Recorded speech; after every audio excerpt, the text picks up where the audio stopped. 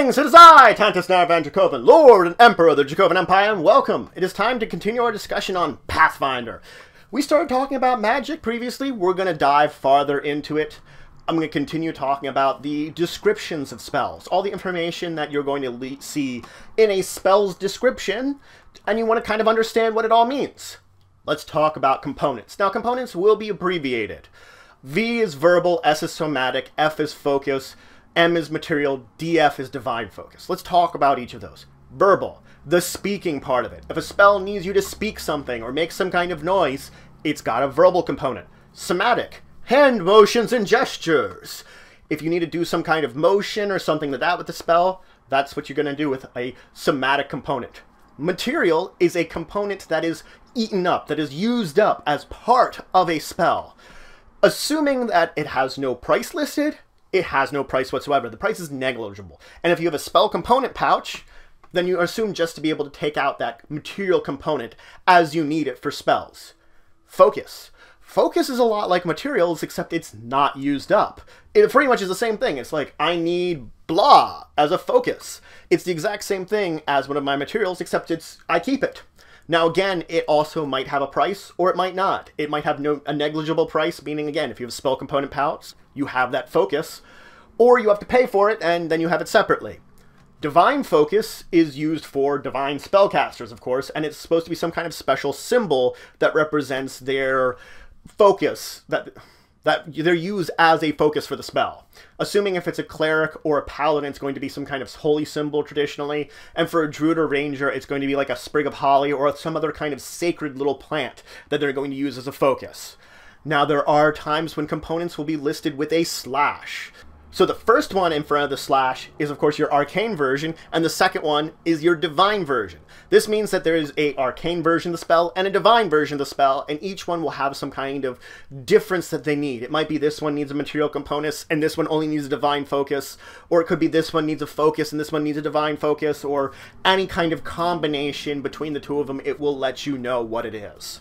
Now let's talk about casting time. The majority of spells have a casting time of one standard action. It will let you know, though, in the book, under each of the spells, what the casting time is. If the casting time says 1 round, this means you need to use a full round action to cast the spell, and then the spell's effects do not trigger until the beginning of your next turn, on the next round. So that means I take my full round action, I cast my spell, and then I have to wait until the beginning of my next turn for the spell effect to trigger, and then I take my turn normally. Now, there can be times when spells last more than 1 round. It's much similar to the 1 round, except you have to use them consecutive. If it's 1 minute, it would be 10 rounds that you'd have to use exactly the same way, consecutively, using full round actions. They have to be consecutive and uninterrupted, and you have to concentrate on the spell that entire time. If you are ever interrupted, you lose the spell. Now, a spell could have a swift action as its casting time. When a spell has a swift action casting time, it breaks your limit of more than 1 spell a turn. That means you can use the swift action spell and still cast one of your other spells. It's an extra bonus spell, almost, that you're using that swift action to take up. So, after we talk about casting time, let's talk about the range of a spell. Spells have different ranges that tell you what they can affect and at what distance. The first one is personally. If it says personally, it affects you. You just do you, only you affect yourself. If it says touch, I can touch someone near me. Now, this could be a willing person, which you don't have to make anything, or it could be an unwilling target, which you have to make an attack roll, which is a touch attack roll, and then you can actually critical on a touch attack roll. It would be a ×2 double damage critical if you roll a 20, but you could critical on it. Now, again, if it's willing targets, you can actually touch multiple willing targets, up to 6, but it has to be within 1 round. So that means I cast the spell, and before the end of the round, I have to touch all 6 people I'm going to touch if I'm affecting multiple creatures that are willing. Now, a spell could have a close, medium, or long range. These are the numerical ranges of it. They each give a formula based upon your caster level that tells you how far they go. They start with a base range, and anywhere in that range you can affect the spell, and then depending on what your caster level are, depends on how far it goes beyond that. Close range is not going to be very big, medium range is sort of the standard, while long range is I can hit someone on the east side of all the way over there with a spell because I can just chuck it really far. Now there are spells with unlimited range. You can do it anywhere on a plane. You're on a plane of existence, he's over there on the plane of existence, I target him with my spell. There are also spells that have a set amount of range. It will give you the actual feat in a range. It will say you, oh, this has a 20-foot range, or this has a 60-foot range. It just means that whatever the spell is, it has a set range that is not based upon a variable. When I was talking about the close, medium, and long-range spells, they are variable spells, depending on your caster level. Some just don't have a variable, just a base amount. Now, spells have targets.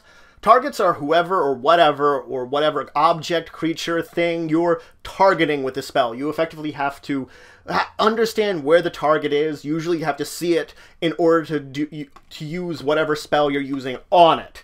There are always exceptions to this rule. The spell will tell you what kind of target you can use. If it says you're targeting yourself, you automatically do it yourself. You don't have to worry about pointing yourself out or anything about that. You never make a save, and your spell resistance, if you have any, does not apply.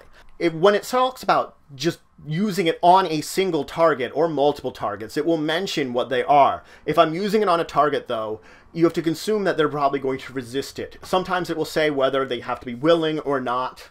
If it's a willing target, then the target either has to be just someone that actually is willing, or they have to be, like, unconscious and helpless.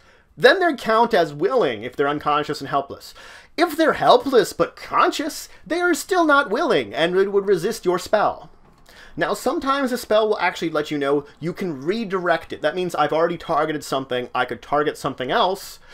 It's a move action to do that. So it was a spell that lasts more than one turn, or would affect maybe possibly 2 creatures. I would have to use my move action to redirect it. Now, you do not have to choose your target until you finish completing a spell. So however long a spell takes, when that spell casting ends is when you choose the target. So if I start casting a spell and someone reacts to that, then I can still target them, because unless they move completely out of my sight and I have to actually see them to target them, or just for situations if I'm casting a spell that might cost a minute, something has time to move out of the way and I still have, I can still target something if it's something targetable within range when I'm done.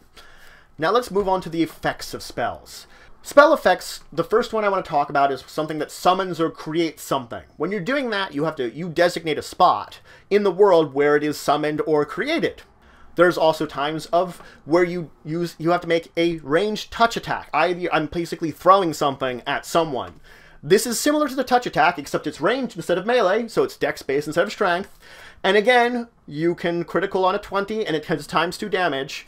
And unlike the targeting one, where you actually have to see your target, this one you don't actually have to see them. Now, granted, there can be things in the way that would block the effect of your spell, if there's cover or other creatures that might either grant cover or block it completely, but you technically don't have to see the target to target it. You just have to have the line of effect to it. Effectively, your spell has to be able to reach from you to him. If a ranged touch spell gives you a duration, it's not the duration that it takes the spell to reach the target. It is how long the target is affected should the spell hit them. Just a little note there, because that can be confusing. So that's it for today. I went over some more information about magic. I talked about some more details of its description of spells, with components, casting time, targets, some effects, range, and some more information that's useful for understanding what happens when you cast a spell. In the next episode, I'll go over some more of that information. So if you have any questions, comments, anything you want to say, anything you think I left out, please leave it in the comments below. Please like, share, and subscribe. It shows your support for the channel, the Empire, and the work I do. And until the next time, I bid you farewell.